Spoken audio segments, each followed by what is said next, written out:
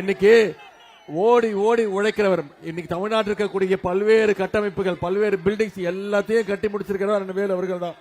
பெருமையோடு இருக்கக்கூடிய அனைத்து கட்டிடங்கள், மாவட்டந்தோடு இருக்கக்கூடிய பிரம்மாண்ட லைப்ரரிஸ், நூலகங்கள், நினைவு மண்டபங்கள், மெரினா பீச்சில் அமைந்திருக்கக்கூடிய நம்முடைய கலைஞர் நினைவிடம், கன்னியாகுமரியில் இருக்கக்கூடிய திருவள்ளூர் சிலைக்கு அமைக்கப்பட்டிருக்கக்கூடிய அந்த கண்ணாடி பாலம், திருவாரூர் கலைஞர் கோட்டம், இப்படி எல்லாமே அண்ணன் வேலூருடைய உழைப்பினால கட்டப்பட்டது. அப்படிப்பட்ட வேலூர் அவர்களுக்கு தான் உரிமையோடு உங்ககிட்ட வாக்கு கேட்டு வந்திருக்கிறார். இந்த தொகுதியில என்னென்ன விஷயங்கள் பண்ணிருக்கிறார், என்ன சாதனைகளை திட்டங்களை செஞ்சு கொடுத்திருக்கிறார்.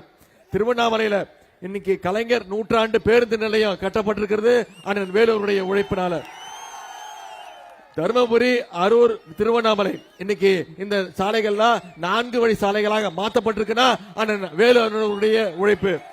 அதே மாதிரி ஒருங்கிணைந்த முதன்மை கல்வி அலுவலர்கள் 56 கோடி ரூபாய் மதிப்பில் மாணவர் மாணவியர் 400 பேர் தங்கி படிக்கின்ற வகையில் அரசு மாதிரி பள்ளி கட்டிடம், நந்தன் கால்வாயை சீரமைக்கின்ற பணிகள், மருத்துவ கல்லூரிக்கு மருத்துவமனை கட்டிடங்கள், மருத்துவக் கல்லூரி மருத்துவமனையில தீவிர சிகிச்சை பராமரிப்பு மையம், கிரிவல பாதையில இன்னைக்கு சுகாதார வளாகம், கிரிவல பாதையில சுகாதார வளாகம், மாவட்ட ஆட்சியர் அலுவலகத்தில் பொதுமக்கள் குறைதீர்வு கட்டிட அரங்கம், அண்ணாமலையார் கோயில் மாடவீதி சாலையில கான்கிரீட் சாலை, அது மேம்பாடு 2.5 கோடி மதிப்பீட்டில்.